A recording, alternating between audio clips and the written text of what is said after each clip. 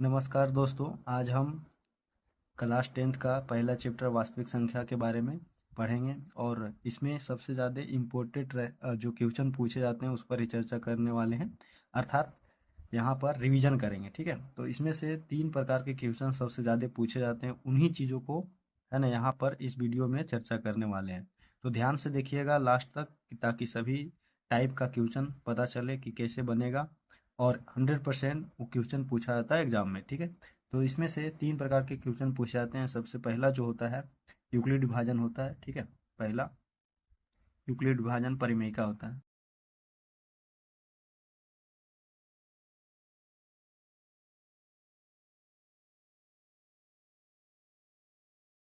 दूसरा टाइप का जो क्वेश्चन होता है एलसीएम और एचसीएफ से पर आधारित होता है।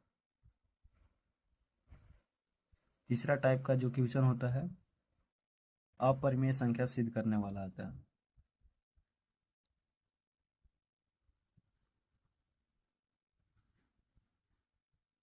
तो सबसे पहले समझते हैं कि यूक्लिड विभाजन परिमेय का क्या होता है। यह एक भागक का नियम होता है जिसमें से भाज्य बराबर होता है भाजक गुने फल और प्लस शेष। इस पर आधारित नियम है जो यूक्लिड साहब ने इस नियम को दिए हैं। ठीक है, इसमें जो भाग पढ़ते आ रहे हैं उसी को पढ़ना है, लेकिन थोड़ा सा नियम के अनुसार पढ़ते जाना है, जिससे म स को ज्ञात करना होता है। यानी कि म स यथार्थ शॉर्टकट में बोलते हैं म स, और पूरे भाषा में बात करते हैं तो महत्तम समवर्तक, इंग्लिश में एचसीएफ। ठीक है, तो यहाँ पर सबसे पहले क्वेश्चन के आधार पर एक एक चीज को समझते जाएंगे। इसी को शॉर्टकट रूप में पहले लिख लेते हैं। जैसे इसको मान लेते हैं ए, तो ए बराबर यहाँ पर हो जाएगा कोई भी चीज संख्या यहाँ पर अगर जो मान लेते हैं इसको पी, इसको मान लेते हैं क्यू, तो पी इंटू क्यू होगा प्लस आर। आर मतलब रिमाइंडर जो कहलाएगा शेष, यानी शेषफल भी लिख देते हैं पूरा नाम। यहाँ पर एक संख्या लेते हैं जिसको एग्जाम्पल है ना यहाँ पर देते हैं।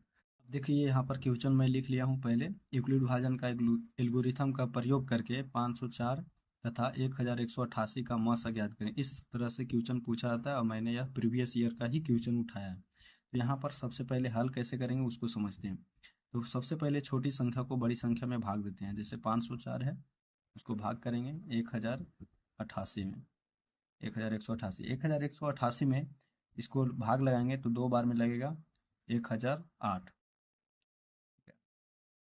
अब यहाँ पर घटाएंगे तो यहाँ पर हो जाएगा 0, यहाँ पर 8, यहाँ पर 1, 180 बचा। तो यहाँ पर पूरे नहीं कटता है, तो जो बच गया वो कहलाएगा रिमाइंडर, यानी कि शेषफल। इसको पुनः इस तरह से लिखना पड़ेगा।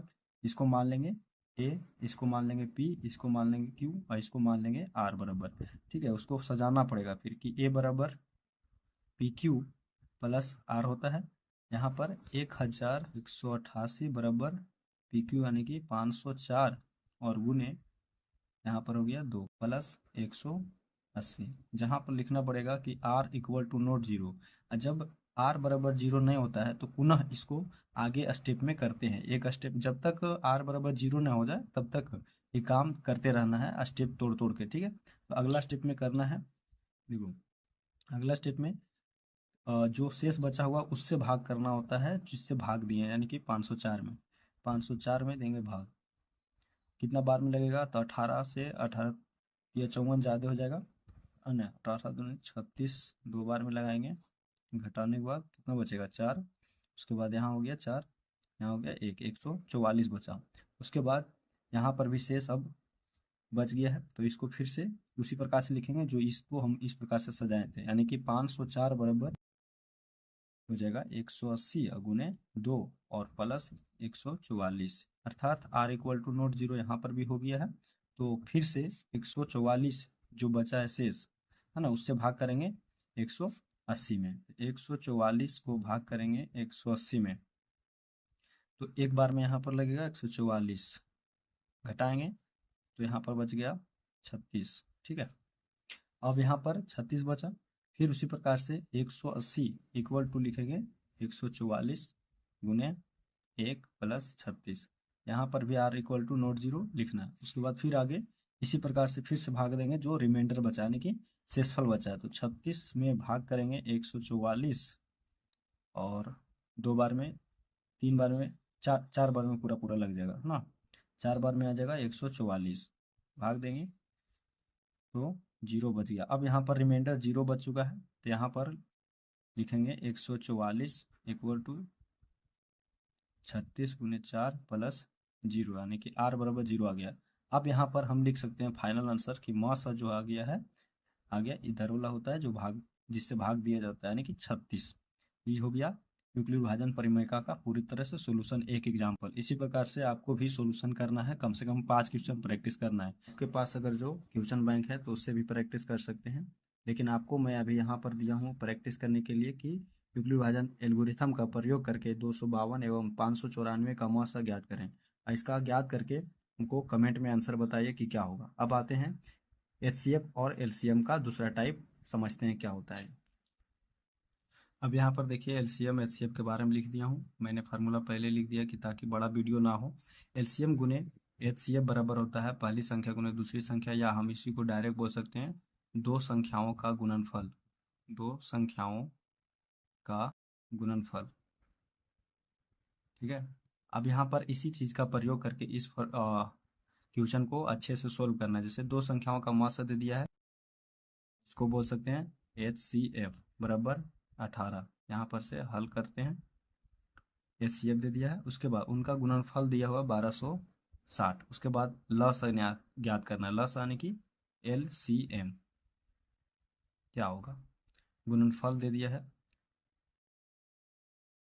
इसको हम डायरेक्ट फार्मूला पर रखेंगे। ठीक है। जैसे HCF गुने LCM बराबर दोनों का गुणनफल, दोनों संख्याओं का जो गुणनफल है उस पर काम करेंगे। यहाँ पर हमको निकालना है एलसीएम, तो एलसीएम इधर रखेंगे तो एचसीएफ उधर भाग में जाएगा। तो सबसे पहले यहाँ पर डायरेक्ट हम मान रखते हैं, उसके बाद उसको हम गुना और भाग करते रहेंगे। यहाँ पर HCF हो गया 18 गुने एलसीएम का एलसीएम ही रहने देते हैं, और दोनों का गुणनफल हो गया 1260। तो LCM बराबर हो जाएगा 1260 बटा 18। अब इसको काटना है तो 18 से 18 95 18 से 100 बार में लगेगा, पढ़ेंगे 18 छक नहीं 18 सत्य हो जाएगा, 18 सत्य 26 से 0 का 0 हो जाएगा। तो LCM बराबर हो गया 70। ये हो गया फाइनल आंसर। इतना से इतना अगर जो काम करेंगे तो हमको 2 नंबर मिलेगा, और क्वेश्चन फिक्स है जो एग्जाम में आता है।